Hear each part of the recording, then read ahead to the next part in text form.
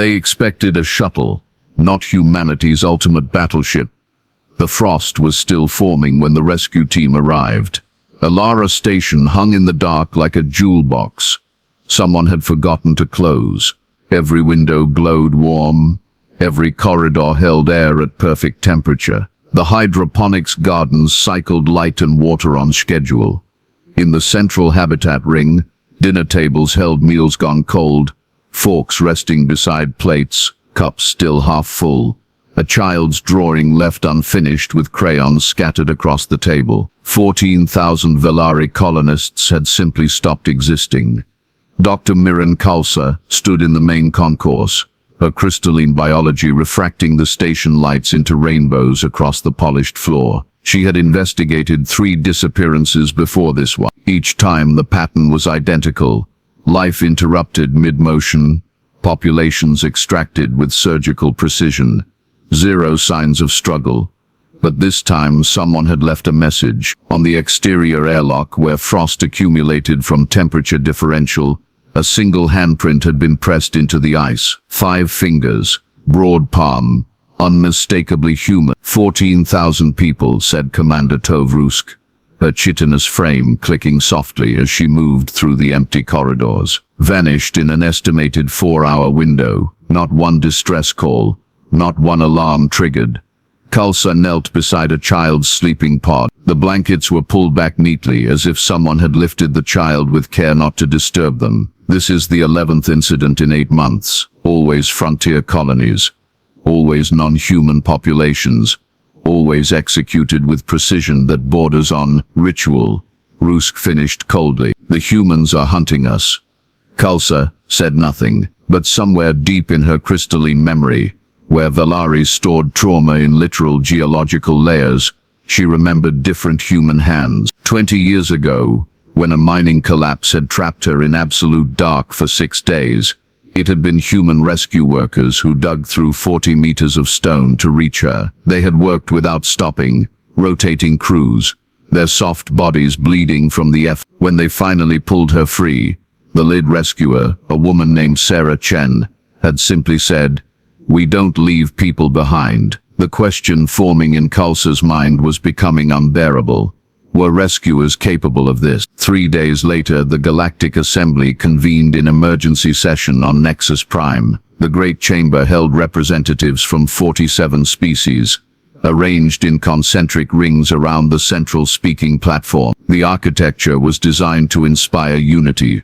Species seated by diplomatic tier, translations flowing in real time, every voice theoretically equal. But today, the chamber felt like a pressure vessel approaching failure. Archon Vel rose from the Sethraxi delegation, his amphibious features slick with the humidity his species required. His voice carried the bureaucratic precision of someone who had spent 3 centuries navigating council politics. 11 systems, 4.2 million citizens vanished. In every case, human vessels were detected in proximity within the preceding weeks. Vel activated a holographic display. 11 star systems appeared, each marked with a red indicator. Dotted lines showed human ship movements, civilian transports, cargo haulers, scientific survey craft. The pattern is irrefutable. Humanity is conducting systematic abductions across frontier space. The chamber erupted in overlapping vocalizations, clicks, hums, verbal protests in a dozen languages. A delegate from the Korvash hive stood, her pheromone emissions sharp with agitation. The humans have shown no territorial ambition for 50 years. Why would they suddenly begin ethnic cleansing? Because they're no longer asking for space, Vel replied. They're taking it. By removing established populations, they clear entire systems for colonization, without the political cost of war. Khalsa listened from the investigation core gallery, her internal structures resonating with discomfort. The logic was sound, the evidence was damning, but something fundamental didn't align. Ethnic cleansing left bodies. Humans were leaving nothing. No graves, no evidence of violence. No terror in those abandoned spaces, just silence and that recurring symbol. A handprint, always in frost or dust, always at the primary exit. The assembly vote was decisive. Form a special investigation coalition with full military escort. Find the human ghost fleet. Determine if war was necessary. Kulsa was appointed chief investigator. Commander Rusk would lead the military component, and to maintain diplomatic protocols. To prove this wasn't a predetermined hunt, humanity would be invited to send a liaison officer. 3 days later, Lysander Price arrived. The Judgment of Stars was a Corvash diplomatic cruiser retrofitted for investigation work. Its holds had been converted to forensic laboratories. Its crew compartments expanded to accommodate a multi-species team. The ship carried enough firepower to engage a small fleet, but its weapons remained powered down. This was meant to be a truth-finding mission. Lysander Price came aboard carrying a single small case and wearing an expression of such careful neutrality that it bordered on provocation. He was tall for a human, middle-aged by their brief standards, with dark eyes that seemed to track everything while revealing nothing. "Miss Price," Kulsa said as they met in the main briefing chamber, "thank you for agreeing to assist our investigation." "I didn't agree," Price replied evenly. "I was assigned." "There's a difference." Rusk's mandibles clicked in irritation. "Your people stand accused of the largest mass abduction in recorded history. Cooperation would be advisable." "My people," Price said slowly, "are doing exactly what needs to be done. Whether you understand that or not, doesn't change the mathematics." The first briefing set the tone for everything that followed. Commander Rusk presented what they knew. 11 vanished populations.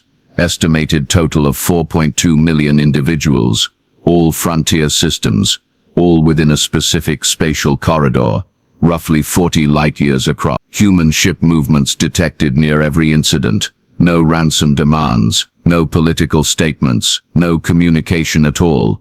"What we don't know," Rusk said, her hive mind allowing her to display multiple data streams simultaneously, "is where they are, why humans took them, and what happens next." Kulsa pulled up environmental data from the abandoned sites. Every location shows signs of advanced stasis technology deployment. "We found trace molecular signatures consistent with human medical-grade stasis fields. But here's the anomaly." She highlighted power consumption data. "The energy expenditure at each site suggests the stasis fields were active for mere hours, not days or weeks. Whatever happened, it happened fast, and then everyone was moved." "Moved where?" asked Dr. Sinan Vuk, the team's cynobiologist. His species, the Tralvine, possessed sensory organs capable of detecting emotional residue in spaces. He had examined 3 of the sites personally. "I found no terror, no panic. The emotional signatures I detected were confusion, disorientation, but not fear." Lysander Price listened to all of this without expression, without notes, without questions. "You're very quiet, Mr. Price," Kulsa observed. "I'm learning what you think you know," he replied. "It's educational. Will you tell us where your people have taken 4 million civilians?" "No." "Will you explain the operational purpose of these extractions?" "Not yet." Rusk leaned forward, her compound eyes fixed on the human. "Your evasion will be noted in our official report." Price met her gaze without flinching. "Note whatever you need to. I'll answer your questions when the time is right. Until then, I'm here to make sure you don't draw the wrong conclusions and start a war nobody wants." The trail led them to the outer edge of the frontier corridor, to a small moon designated LK-447, tidally locked, atmosphereless, and until 6 months ago, completely unremarkable. Now it bore the unmistakable signature of massive recent industrial activity. The Judgment of Stars achieved orbit and deployed scanning drones. What they found was both illuminating and deeply unsettling. "Warehouses," said Lieutenant Farris, the team's structural analyst. 12 massive structures, each approximately 200 meters long, constructed from prefabricated human materials, assembled on site. Then, he paused, checking his readings twice. "Completely dismantled 4 weeks ago. They took everything, even recycled the foundation anchors." Kulsa led a surface team down in armored survey pods. The moon's surface was dust and stone, but the locations where structures had stood were obvious. Perfectly level pads, residual heat signatures, And something else, footprints. Thousands of them, pressed into the lunar dust in organized pathways between where buildings had been. Human boots, moving in patterns that suggested shift work, rotation schedules, logistics operations run around the clock. Inside one of the dismantled zones, they found something that had been overlooked. A small maintenance locker, half buried in a dust drift. Inside were human tools, emergency medical supplies, and a data pad with a cracked screen. Kulsa activated it carefully. A shift log appeared, written in casual human shorthand, clearly never meant to be seen by anyone outside the operation. Shift 4 to 7 processed 840 Valari civilians through stasis prep. No complications. Dr. Akuro says we're maintaining safety margin. Kids are hardest. They wake up easier than adults. Have to be so careful. 3 more moons to clear before we move to Sector 7. Chen says we're ahead of schedule. Doesn't feel like it. I'm so tired. Stasis prep. Kulsa repeated softly. Safety margins. They were processing people. Carefully. Rusk examined the pad with growing agitation. This reads like a medical operation, not a military extraction. They explored deeper into the site, where one large structure had stood.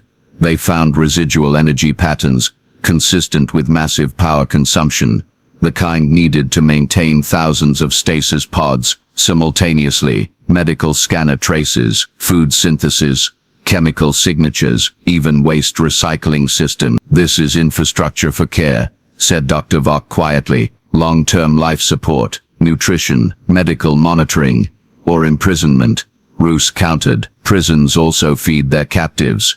But Kulsa was staring at the layout pattern. The pathways between buildings weren't efficient for guards or logistics. They were designed for access, so medical personnel could reach anyone quickly, so no one would be isolated. Commander, she said slowly, I don't think this was a prison. I think it was a field hospital. Lysander Price, who had remained silent throughout the surface exploration, finally spoke. You're asking the right questions now, then answer them, Kulsa said, frustration breaking through her professional calm. Soon, Price replied. First, you need to see one more thing. The next piece fell into place at Outpost Cressida, a human trade station at the edge of the frontier corridor.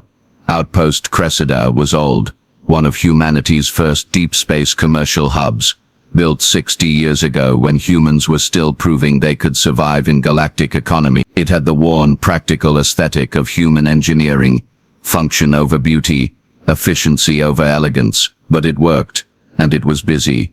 The investigation team docked under diplomatic clearance. Station authority granted them access to cargo logs, maintenance records, and personnel interviews. That's where they met engineer Tomas Ibarra. Ibarra was in his 50s by human reckoning, with gray-streaked hair pulled back in a practical bun, and hands that bore the calluses of someone who worked with physical tools daily. He managed the station's stasis storage facility, a small warehouse used by traders to preserve perishable goods during long-haul voyages. Kulsa found him in the warehouse's control room, reviewing seal integrity reports. Engineer Ara, I'm Dr. Kulsa, Galactic Investigation Corps. I have questions about stasis pod logistics.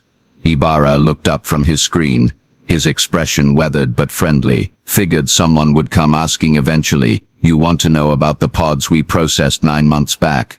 You remember specific shipments from 9 months ago? Ibarra smiled slightly. Ma'am, I've been running stasis operations for 30 years. I know my equipment, and I know when something unusual is happening. He pulled up a set of diagnostic files. See these? Pod seal degradation pattern. Normal commercial use transporting, say, Tralvine fish, or Sethraxi.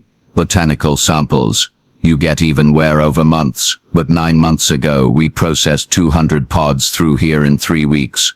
And look at the seals. He highlighted a section of the diagnostic data. That's hot cycling, Ibarra explained. Rapid activation and deactivation, over and over. The kind of wear you get when you're running emergency protocols, not storage. Someone was moving people, lots of people, and they were doing it fast. Racing something.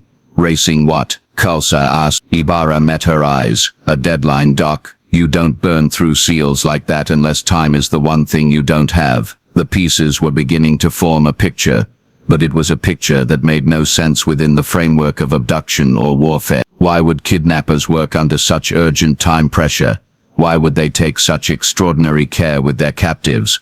And why? Khalsa kept returning to this.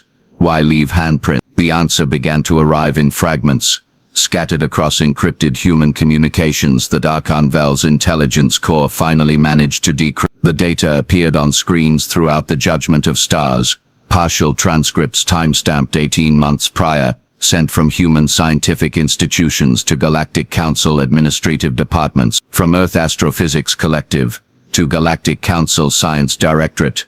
Reurgent, Twilight Cascade, early warning. Our deep space monitoring stations have detected a gamma-ray wavefront.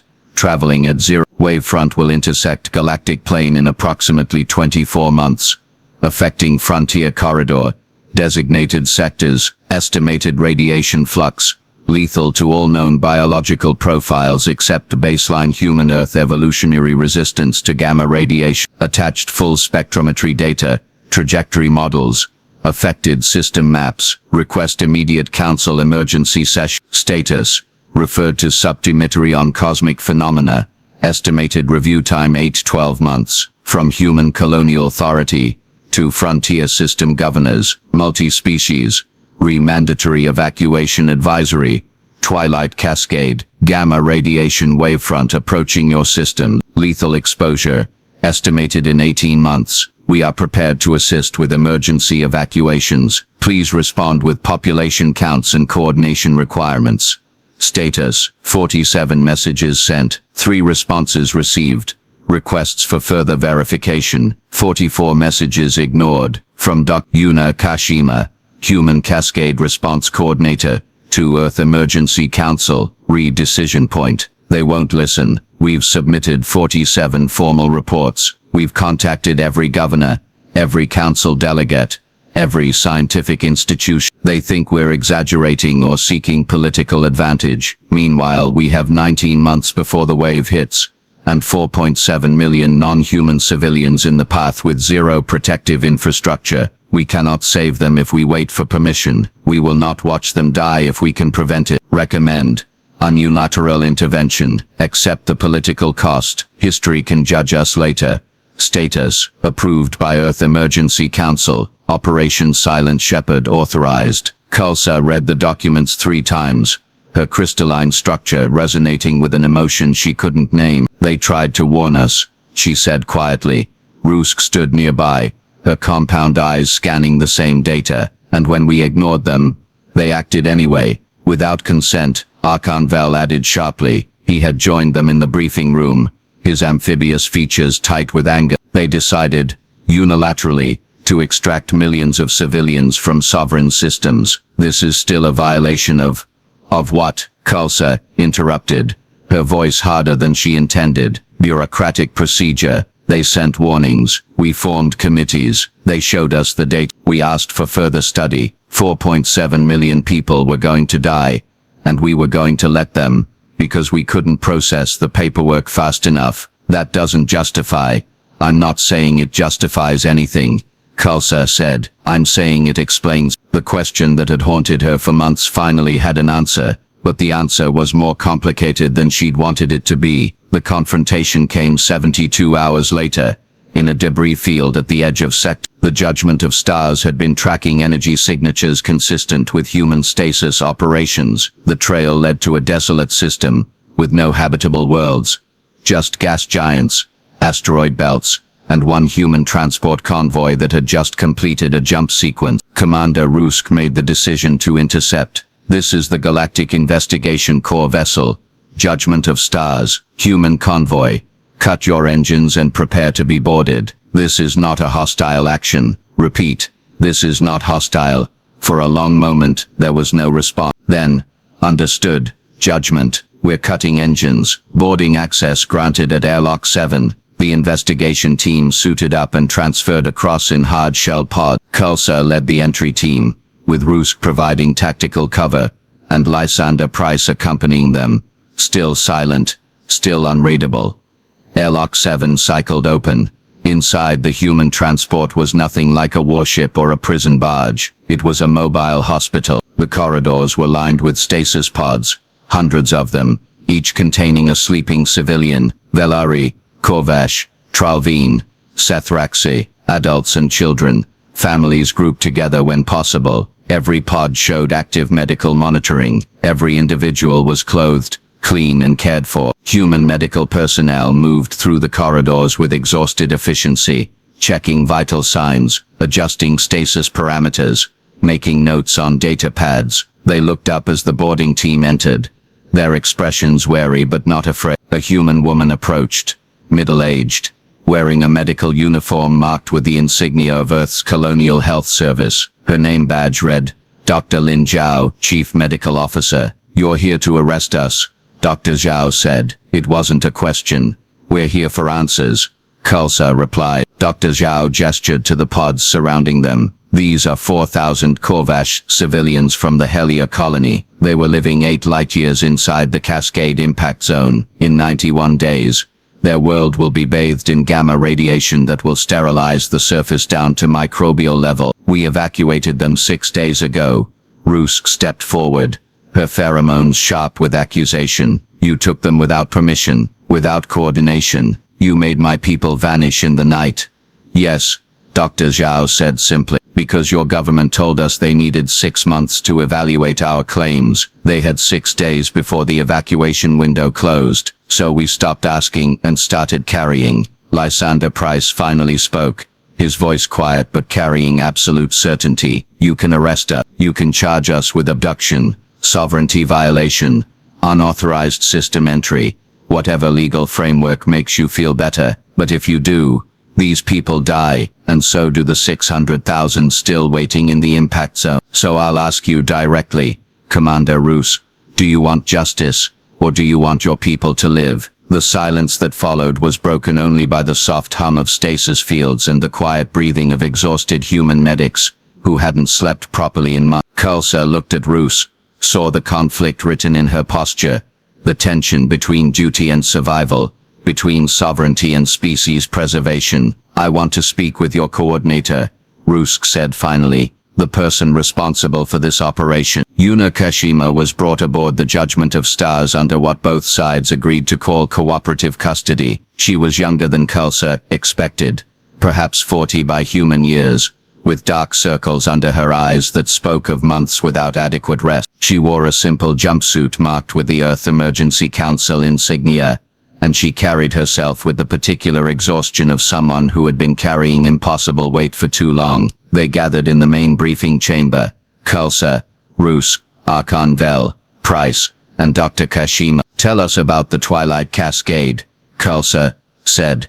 Dr. Kashima activated a holographic display without preamble. A section of the galaxy appeared, rotating slowly. A wave of color, red shifting to violet, cut across multiple star systems like a supernova. SN 2391 occurred 40 light-years from this position.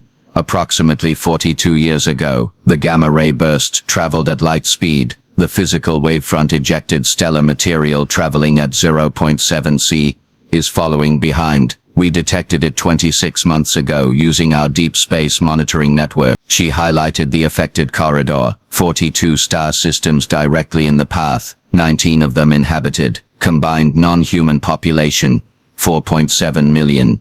"Why didn't you detect it?" Archon Vel demanded. Dr. Kashima's expression didn't change. "You probably did, but your monitoring networks are calibrated for military threats, not cosmic phenomena. We've been paranoid about extinction events since Earth's late Cretaceous impact. We watch the sky differently." She brought up the radiation profile data. "The wavefront's gamma-ray flux will be lethal to any species, without specific evolutionary resistance. Humans have it.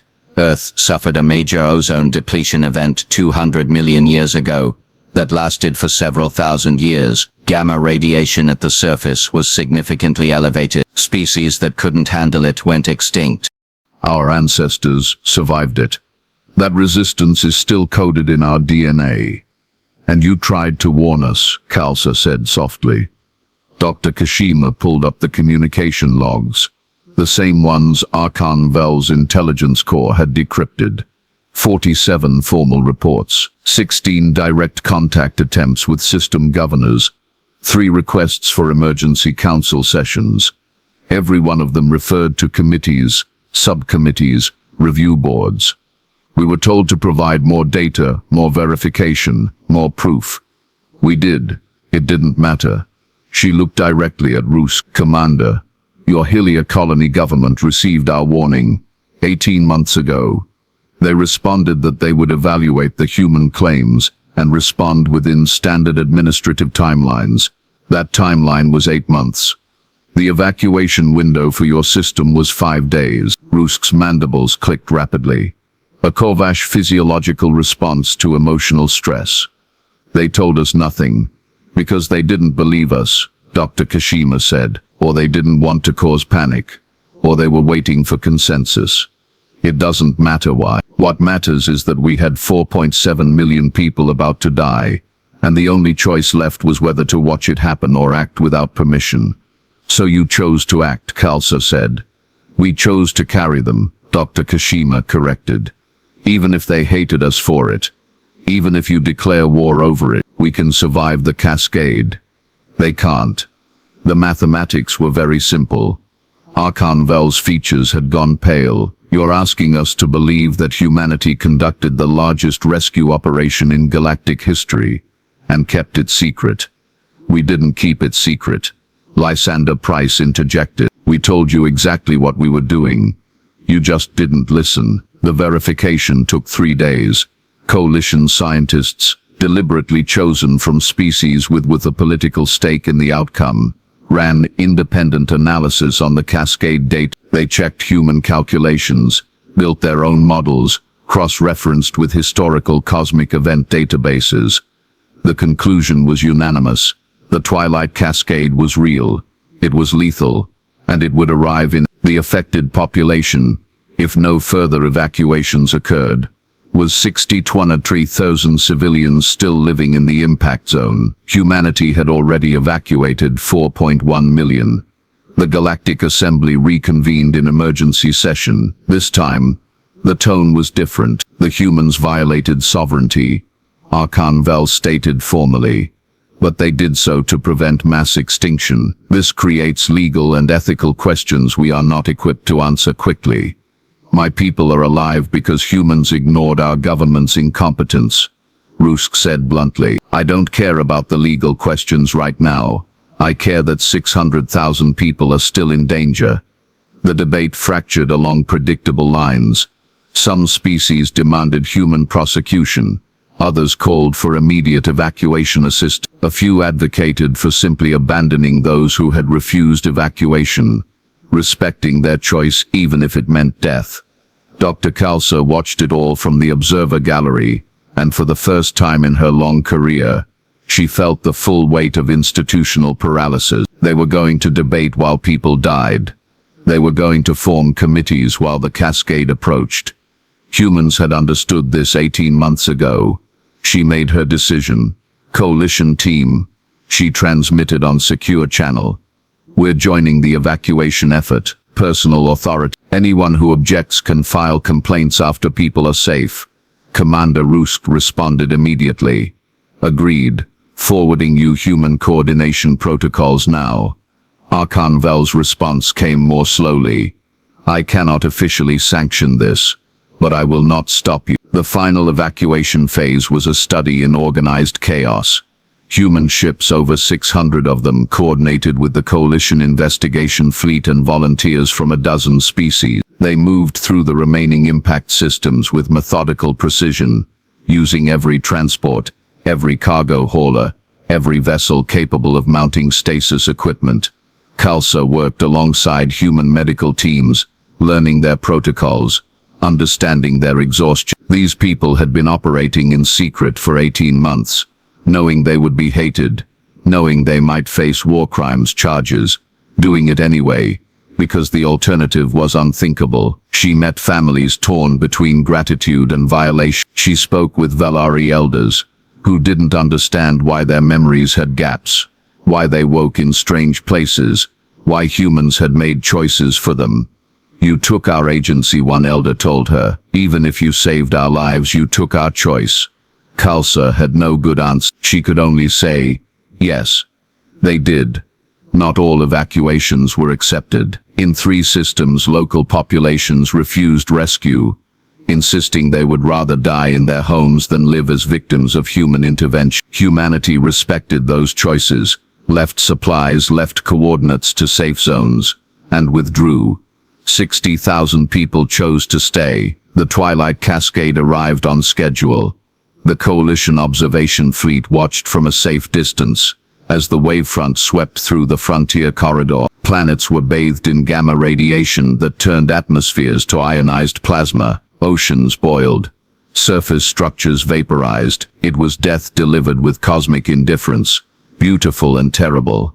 The systems humanity had evacuated were empty. The systems where populations had refused rescue were sterilized. 4.7 million people lived. 60,000 died by choice. The aftermath took longer than the rescue. Galactic Assembly debates continued for months. Legal scholars argued about sovereignty, consent and unilateral intervention. Ethicists wrestled with the paradox of violent mercy. Politicians calculated advantages and threats. No charges were filed. How do you prosecute someone for preventing extinction? How do you punish those who carried millions to safety even knowing they would be hated for it? The legal and moral questions remained unresolved. Perhaps unresolvable. What happened instead was quieter. Resettlement. Humanity built temporary habitat stations, then permanent colony, not in human-controlled space, but in new systems outside the Cascade Path, chosen by the displaced populations themselves. Human engineers and architects worked alongside alien communities, building infrastructure, establishing agriculture, creating homes. And then, when the new colonies were stable, humanity withdrew. No territorial claims, no political leverage, no demands for gratitude. They simply left. Dr. Miran Khalsa visited one of the new colonies 6 months after resettlement, a Valari world they had named Second Life. The colony was small but growing, with architecture that blended human engineering efficiency with Valari crystalline aesthetics. Children played in gardens still being established. Adults worked in fields that would take years to reach full productivity. In the central plaza they had built a memorial. It was a wall, 50 meters long, curved slightly, made of polished stone. Carved into its surface were 4.7 million handprints, each one representing a life carried without permission, a choice made by someone else, a rescue that felt like kidnapping. Khalsa stood before the wall for a long time, her crystalline structure resonating with emotions too complex to name. A young Valari approached her, one of the children evacuated from Alara Station, now part of the Memorial Planning Committee. "We call it the Wall of Silent Hands," the child explained. "We didn't ask to be saved, but we're alive, so we remember both things, the violation and the gift." "Do you hate them?" Khalsa asked quietly. The child considered this carefully. "I don't know. My parents do. My teacher says we should be grateful. I think maybe both are true. Maybe we can be angry and alive at the same time." Khalsa looked at the handprints stretching across the memorial wall, each one a ghost of the moment when human hands had lifted someone into stasis, had carried them to safety, had made a choice on their behalf that could never be unmade. She thought about the human medics she'd worked with, exhausted, morally wounded, expecting no forgiveness. She thought about Dr. Kashima's words. "We chose to carry them." Slowly, Khalsa reached out and pressed her own hand against the memorial stone, beside the millions already recorded there. In the years that followed, the debate never truly ended. Ethicists wrote treatises, historians argued about precedent, politicians worried about implications. Some called it the greatest rescue in galactic history, others called it the largest mass kidnapping ever documented. Both were correct. Humanity never apologized, but they also never claimed righteousness. When asked to explain their actions, they offered only mathematics: 4.7 million lives saved versus 4.7 million lives lost. They had chosen the equation that hurt them most and saved the most. The galaxy learned something it hadn't understood before. that humanity's greatest threat wasn't their technology or their aggression, it was their willingness to be hated. If being hated meant someone else survived, they had become shepherds without permission, carrying those who didn't ask to be carried, accepting contempt as the price of preventing extinction. Some debts can never be repaid.